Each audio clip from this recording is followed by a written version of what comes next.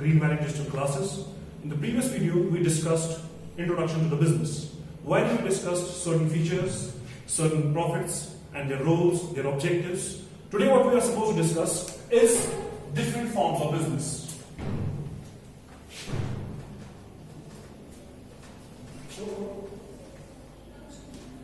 As far as business is concerned, we discussed that it involves certain economic activities, and economic activities we refer to as any activity which provides means of livelihood, income, or in this case, business profits. So when we say different forms of business, there are different ways in categorizing the business. One is based on ownership. Second can be based on geography. And third can be based on science. As far as our chapter is concerned, what we have to discuss is the forms of business based on ownership. Who owns the business? And as per ownership, we have sole proprietorship, we have joint Hindu family, we have partnership, we have cooperatives, and the last one that we have is company. So these 5 categories of business are based on ownership: a sole proprietorship, a joint Hindu family or Hindu undivided family, or partnership, cooperatives, and a company. So starting with the first one, that is sole proprietorship. So if we say sole proprietorship simply means sole plus proprietorship. Sole means single and proprietorship means ownership. So as the name itself suggests, this form of business is owned by a single individual. Sole, single, and proprietorship means ownership. This single individual invests capital, performs all the activities of business, and has liability. So, when a sole proprietorship starts its business, he is the one who invests the capital, he is the one who will perform all the activities of business, and he is the one who has all the liability to pay any sort of debt which it has procured. So, a single proprietorship or a sole proprietorship or a sole trade, the another name for it is sole trade. So, a sole trade or a sole proprietorship is that form of business in which there is a single owner who invests all the capital, who performs all the activities of the business, and he is liable to any losses or any debt procured by the business. So, this is the definition part of the sole proprietorship. Now coming to the features that will make us better understand this concept. When we say features, the first and most important feature is that it has single ownership.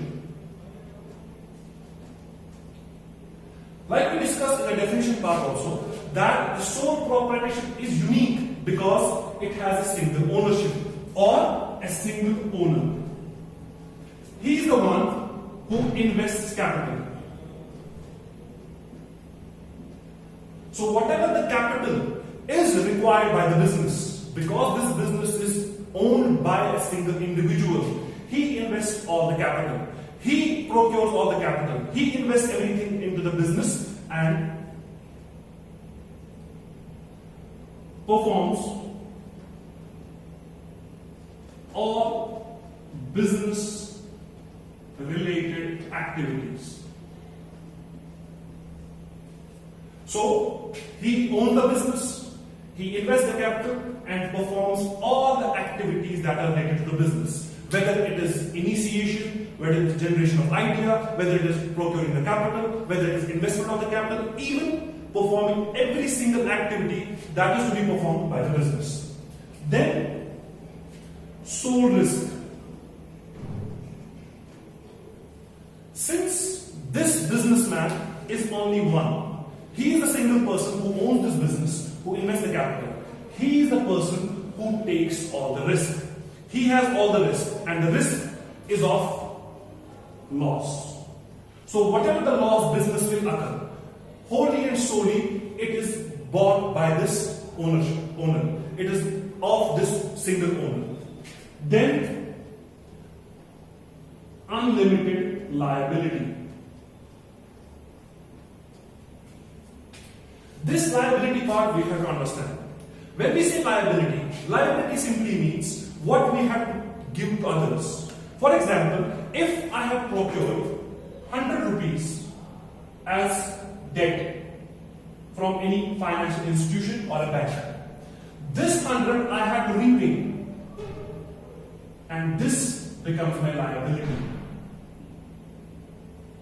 So whatever I have procured as in the form of debt, in the form of credit, it becomes my liability because I have to repay it back no matter what the conditions of the business is.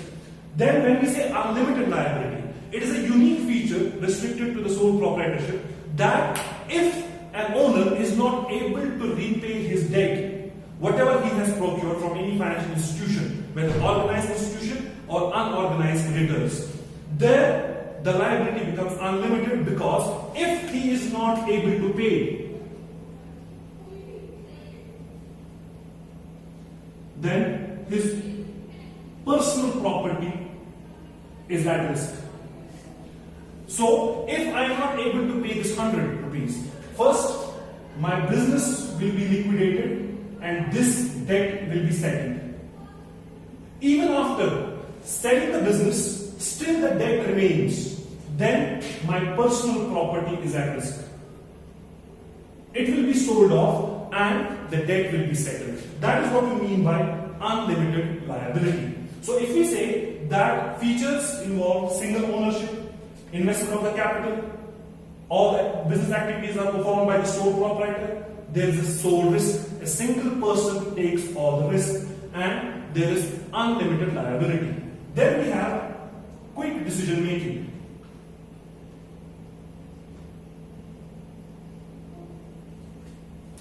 Quick decision making means that there is no one who can interfere, who can disrupt the decision making process. If, for example, there is partnership, there may be 2 or 3 partners. So one partner cannot take all the decisions by himself. He has to take the consultation of each and every partner there is. Whereas sole proprietorship, because there is a single owner, so this single owner will take all the decisions himself. He is not liable to ask anyone. He is not compelled to ask anyone's advice. So whatever decisions he will take himself. And single management. Single management comes from directly this point.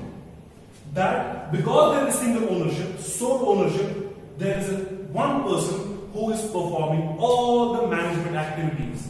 He is performing all the business activities and he is doing everything it takes to make the business successful, to make the business a viable business. And then sole profit. Another important feature that comes with sole proprietorship is that it has sole profit. Because of single ownership, one person investing the capital, he taking all the risk. So whatever the profits businesses are earning, whatever the profit that business is earning, is of that very particular person. So these are the broad features which we can understand sole proprietorship in a better manner. Now coming to few of the merits of the sole proprietorship. So when we say merits, few of the merits that we can understand is that sole profits. A single person who invests the capital is the recipient of every profit portion that is. He doesn't have to share it with anyone. There is nobody who can ask the part of the profit. It is this one person who is the recipient of all the profits that business receives. Second is quick decision making. Like we discussed in the features as well. Because there is a single person who takes all the decisions regarding the business. So decisions are quick. Nobody to hamper these decisions, nobody to intervene, nobody to disrupt any kind of decisions. And a sole proprietor does not have to consult with anyone to take any decision regarding the business. Then the third is easy formation.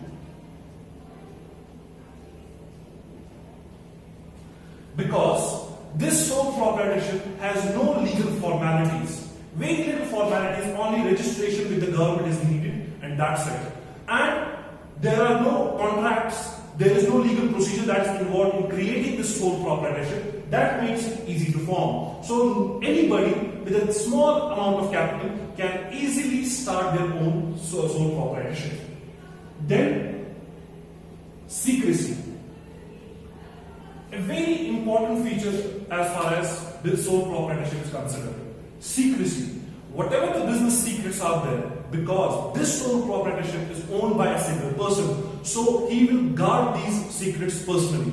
He will not let them out easily. Yes, there is a risk in partnership, in company, or even joint Hindu family that there are many people involved, so they may leak certain secrets, certain important things which are related to the business. But because this sole proprietor is the only owner and the risk is of a single person, so he will not take any bad decision which can destruct his business, which can destroy his business, and it may lead to his selling of business as well as personal property. So he will guard each and every secret of the business with utmost devotion and secrecy. Now, then we have sole risk.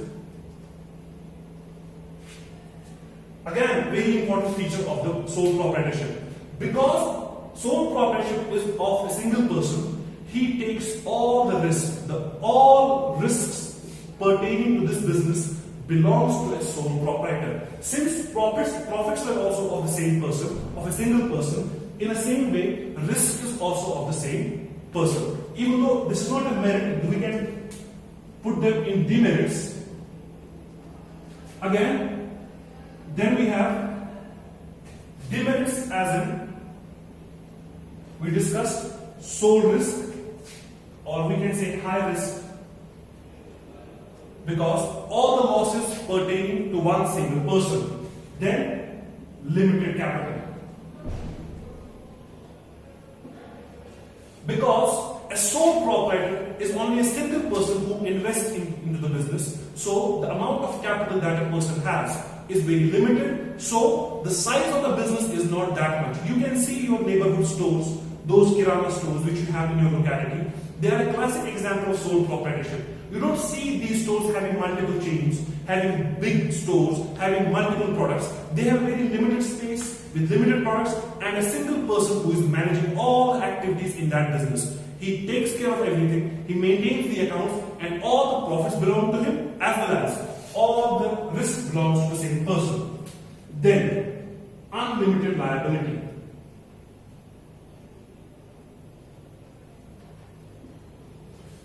Like we discussed in the features as well, if a sole proprietor is not able to repay the debt, is not able to repay the outsiders from whom he has procured the capital. So if he fails, then first his business will be sold off, his assets will be liquidated, and the debt will be settled. If even after selling the business assets, you are not able to repay the debt, then the personal property or the sole proprietor is at risk. His sole proprietorship will be liable to sell his own, properties and settle the debt. And one more important thing is, no separate legal entity.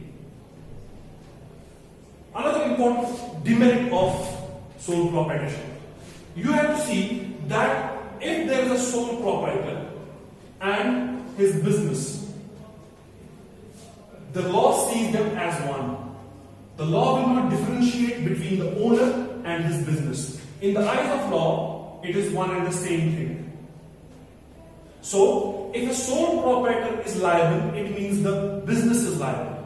If sole proprietor has committed any crime, it means the business has committed a crime. Or reverse, if business is liable to anyone, it means sole proprietor is liable. So the law does not differentiate that there are two entities. No, the law says they are a single entity. As far as it goes against the principle of accounting, which says that a businessman and a businessman are two different entities, separate entities. But as far as sole proprietorship in our business studies is concerned, the law treats them as one single unit. Businessman and the business are the same thing. So these are some of the merits and these are some of the demerits pertaining to the sole proprietorship. Now moving on second form of business, that is partnership.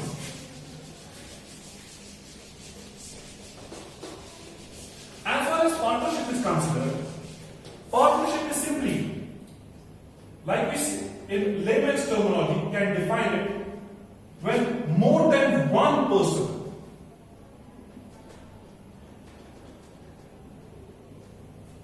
in sole proprietorship we had a single person, but in partnership we have more than one person who invests capital,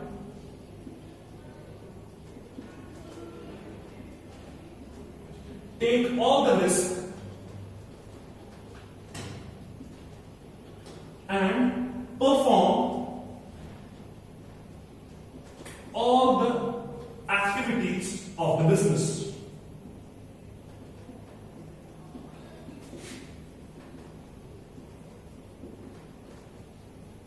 So partnership is considerably different from sole proprietorship, because sole proprietorship was owned by a single person. A single person was investing the capital, he was taking all the risk, he was taking all the decisions. Whereas a partnership is where there is more than one person. It may be two, it may be more than two. So the first difference that we can say is based on ownership. A sole proprietorship is owned by a single person, and a partnership is owned by more than one person. And these more than one individuals, they will invest all the capital. So here another difference is created. Sole proprietorship, one person invests the capital, whereas in partnership, more than one person invests the capital. Then they will take all the risk. So here the risk was of single person in sole proprietorship, and in partnership it is of people who are forming the partnership and perform all the activities of the business. And this relationship that is created between the two or more than two partners is contractual.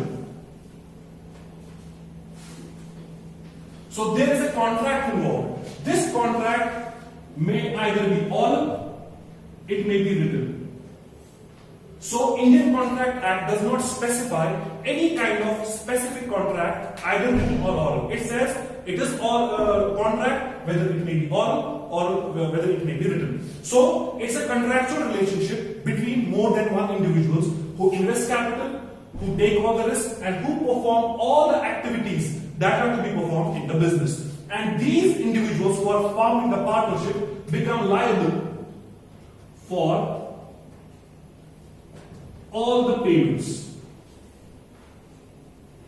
So in sole proprietorship, a single individual was part of the decision-making process. He was liable for everything. Whereas in partnership, because it has more than one individual, it has more than one partner. So they will be taking all the risk, they will invest all the capital, and they are liable for all the payments.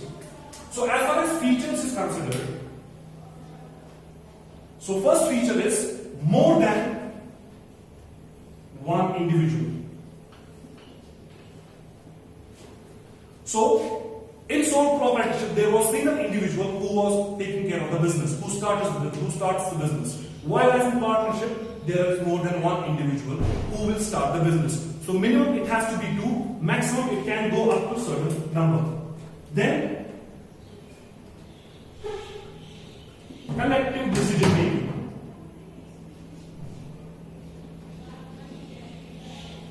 In sole proprietorship, we had a single individual who will take all the decisions, whereas in partnership there is a collective decision making. So the partners collectively will take the decision. There is not a single person in that partnership who will say that I am the only one who will take the decision. No, it cannot be such. Because partnership is a contractual relationship. It's either oral or written. So they have to abide by the contract. And the contract is creating a relationship which allows them to take collective decisions. Then it's a contractual relation.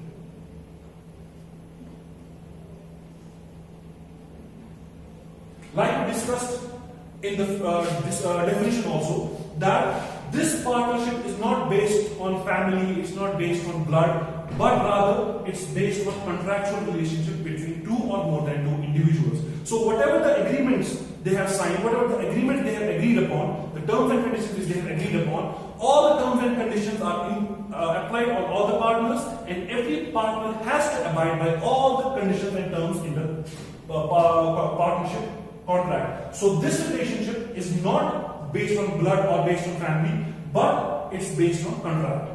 Then more capital invested.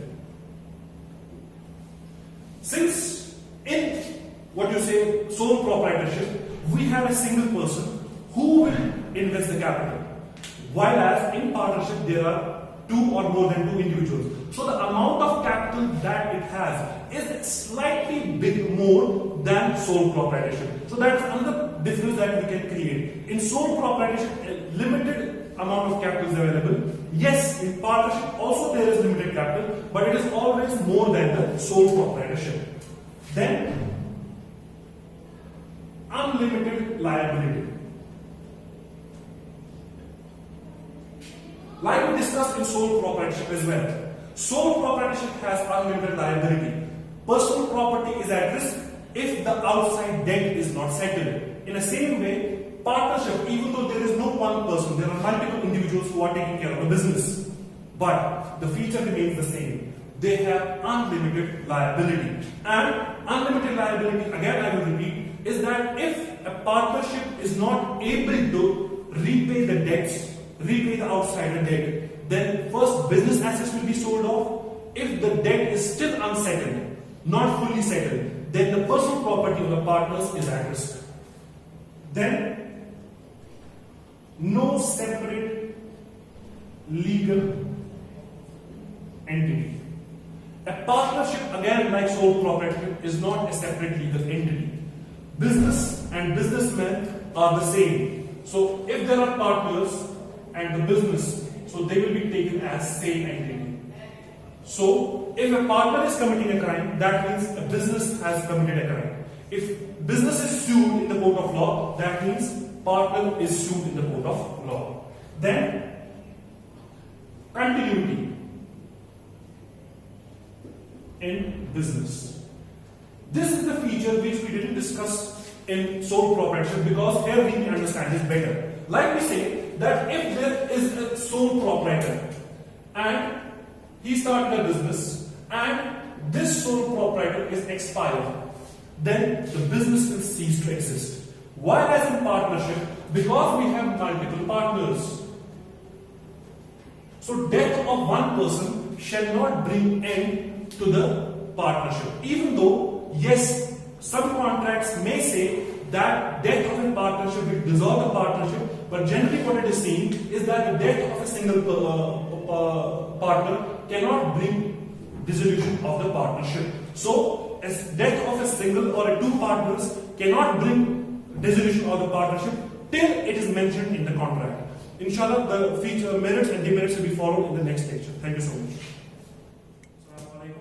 Welcome back to the Green Valley Digital classes, part 2nd of the chapter 2 of Lect Business Studies. In previous video that we discussed was two forms of the business, that is sole proprietorship and partnership. And in partnership we discussed the definition part and the features. Now coming to the brief merits and demerits, and then we will move on to the next form of the business. If we discuss merits of the partnership, first merit that is that large capital resources. So this was a demerit as far as sole proprietorship is concerned. There was limited capital resource. But because there are multiple partners now, so comparatively with sole proprietorship, a partnership has large capital resources. Second, easy formation.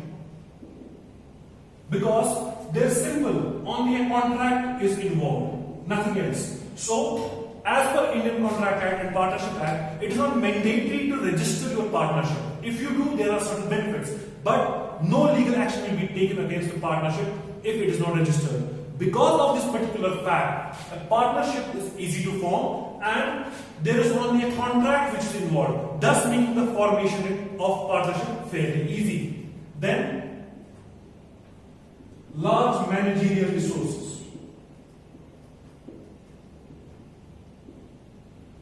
Because in in sole proprietorship, there was a single individual who was taking all the decisions. There was limited managerial capacity.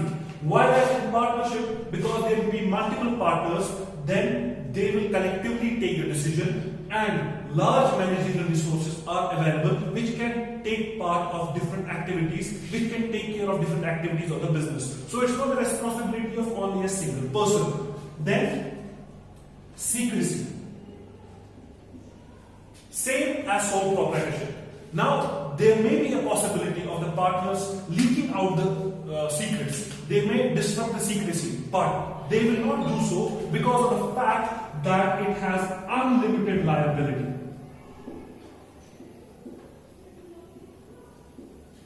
So, demerits.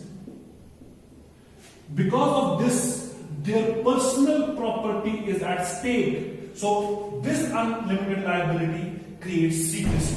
And partners know if we leak out secrets and they will cause the losses, they will cause in the disruption of the profits, they will close the business, they will make business insolvent, we have to liquidate our assets. So they know that their personal property is also at stake because the partnership has unlimited liability.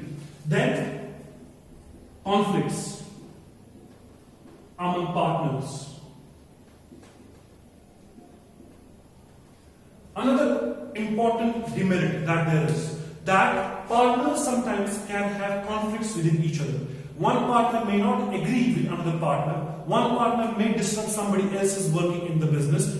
That was not to be found in sole proprietorship. Now, this will arise because there are multiple people who are involved in the business, and that may create certain problems.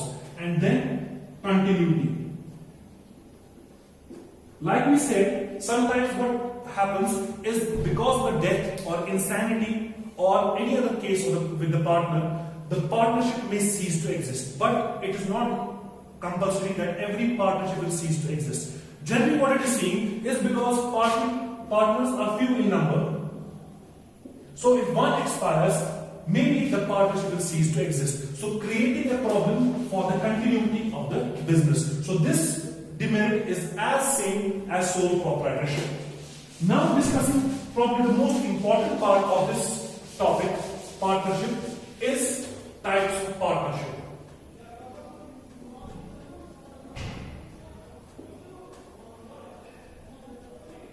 When we say types of partnership, partnership is categorized into two parts.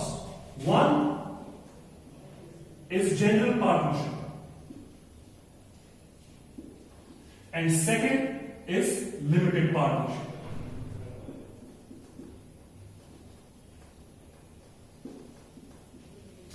When we say general partnership, it is a normal, simple partnership with unlimited liability of the members, with amount of capital they would invest, collective decision making, easy to form. Whereas a limited partnership, the liability of some partners is limited. So they are called special partners who have limited liability in the partnership. But India does not allow limited partnerships. They will only allow general partnerships where there is unlimited liability. Rest, the features are almost same. Here the liability is limited, creating a limited partnership, and here the general partnership is due to normal features of the partnership, especially having unlimited liability. Furthermore, general partnership can be divided into two parts. Partnership at will and particular partnership. When we say partnership at will, this partnership does not have any time limit, nor it is assigned to a certain project. So these partners created this partnership at will. They will start it with their own will and they will end it whenever they would like to end it. So there is no time gap that within this time frame this partnership can come to an end. Whereas particular partnership is for a particular time or for a particular project.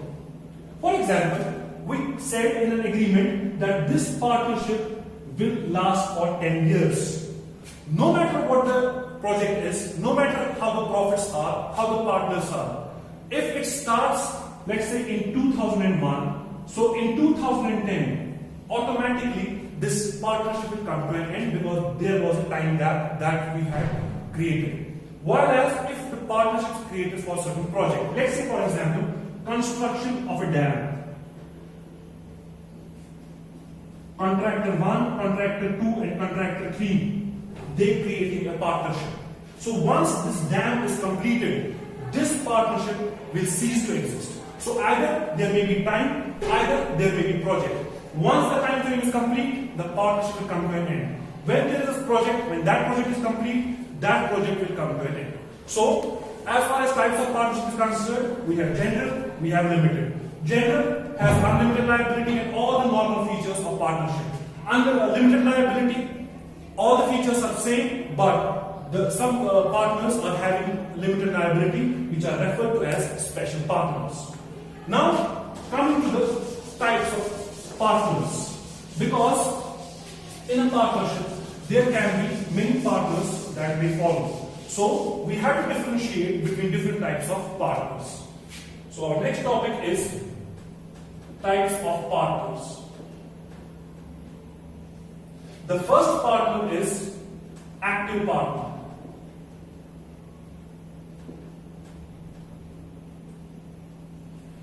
We can say he is a normal partner, having invested capital, works for the business, has unlimited liability. So nothing special about this partner. He is actively involved in all the business activities there are. So he is a normal partner. He will invest the capital. He is working for the business. He is taking care of all the activities, and that partner has unlimited liability. Second one is dormant partner.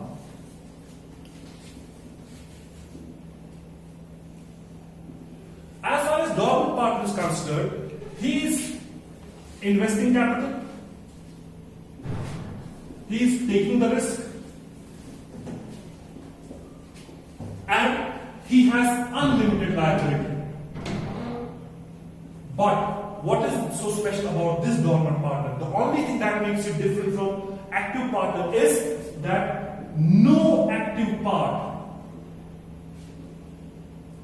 in business. So this person will not take or does not take part in any of the business activities. He is also called a sleeping partner.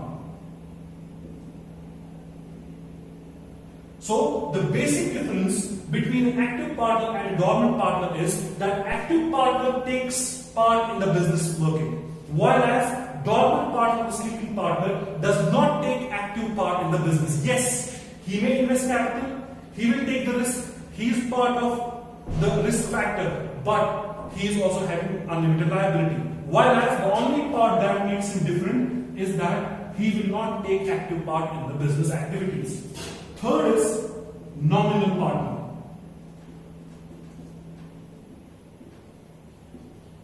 A very special and a unique type of partner that we may observe. A nominal partner is a partner who provides name to the business or partnership. So he will not invest capital, he will not take the decisions. So neither this partner takes any decisions nor he invests any capital, but he only provides his name to the business. What does this name provide? It provides us fame, goodwill in the market. So if there is a well-known politician, a film actor or any other person who is renowned in the society, so if his name is attached to our partnership, it will provide credibility to our partnership. Because partnerships are not registered, the outside firms and other businesses do not have so much of faith in the partnership. So this special partner, this nominal partner, provides his name so that it will provide goodwill, it will provide fame, it will provide recognition of partnership in the business. Whereas this partner does not invest any capital, nor does he take any decision. But because his name is attached to the business, he has the liability to the third parties. So, if there is a loss, this partner, because his name is attached to the business, he is also liable to certain losses, but only after primary partners are vindicated. Then we have, that is called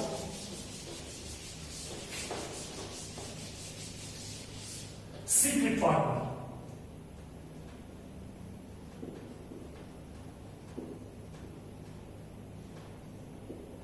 This partner has invested capital, takes part in activities, has the risk or liability,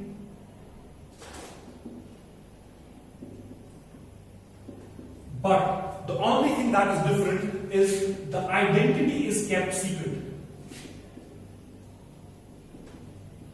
It may be due to many reasons. For example, if the person does not want people to know that he is part of the business, it may have some legal ramifications, it may have some legal consequences for him, or he may get into some trouble. So what this partner does is that his name is kept secret, whereas he will invest the capital, he will take the part in business and has the liability to any losses suffered by the partnership. Then we have partner by estoppel.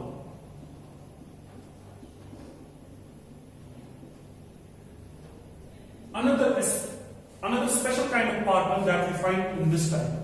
Partner by estoppel means partner by holding out.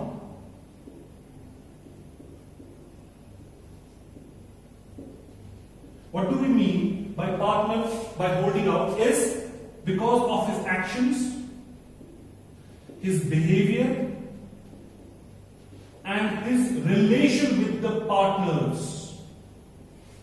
He presents himself as the partner of the firm, whereas he doesn't invest the capital, he doesn't take part in the business activities, he is not liable, he does not take any risk, but he sits with them, he is their friend, he may have some tea, coffee, or some dinners with them. So that projects him as the partner in the firm, whereas in reality, that person is not the partner which the firm has. It is because of his actions, his behavior, his relation, and his acting out. He acts as if he is the partner, so he becomes partner by estoppel. So these were the 5 types of different kinds of partners and their differences. So this completes our second form of business, that is partnership. The third type of business that we have is joint Hindu family, or we can say Hindu undivided family. This Hindu undivided family is created under Hindu Act of the Constitution. So every other rules and regulations, sharing of profit, even the control, even the management, all these are derived from this Hindu Act. So whatever the policies, whatever the rules, whatever the regulations, whatever the control that one possesses in the business, who performs the management, all is according to the Hindu Act. And when we define Hindu undivided family, so it is the business entity with common ancestral head called Karta, with all his male descendants, their wives and children.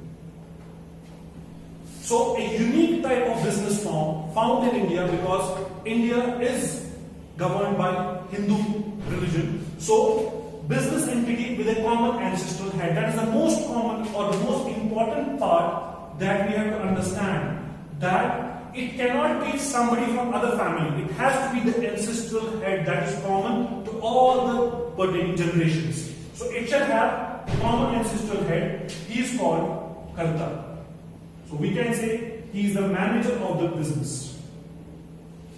And this Karta has all his male descendants and with their wives and children, and we may add unmarried daughters. So we have to take care of certain important technical points. So it has to have all the male descendants, then their wives and their children and unmarried daughters. So we have to make sure that one thing is clear, that any daughter which is married cannot be a part of joint Hindu family, because as per Hindu Act, once a girl is married to other family, she becomes a part of that family business. So she will cease to exist in this form of business. So if we divide this up into certain features, so it shall have an ancestral head and he shall be called as Karta. So the first and foremost, the most important feature of this joint Hindu family. Second, it shall have all male descendants with wives and children. That's the second part. Then we may say, as per Hindu Act or Act. Because this particular form of business is created as per Hindu Act. So all the rules and regulations, all the controlling mechanism, all the management principles, they shall be derived from Hindu Act. And a very important and very unique feature which is only pertaining to this form of business is minor as a member, which is not found in partnership, which is not found in sole proprietorship, because they are not liable to any outside liability. They are not liable for any losses because they are of minor age. But here, minor is also a member because membership is by birth.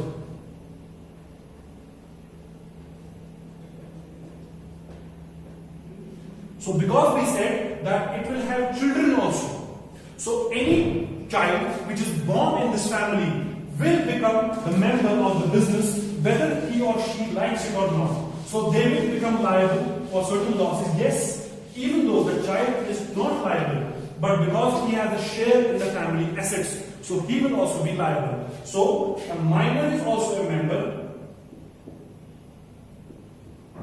and membership is by birth. Then unlimited liability of Karta.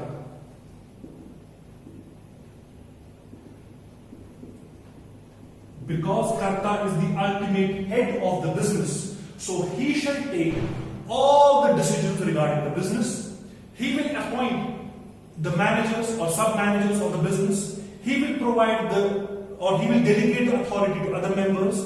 But the liability of Karta is unlimited. That makes him the implied and the absolute head of the family, and he can get into any contract and he can procure any kind of loan that Karta wishes to do. But while as members, they have limited liability.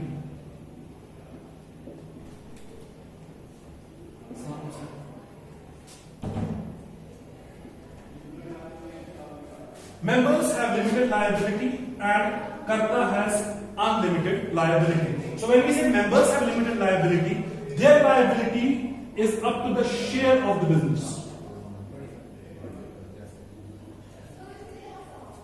So if I have, let's say for example, 10% share in the business, I am a member of joint Hindu family. So my liability is up to the 10% which I have, not beyond that. Whereas Karta has unlimited liability. And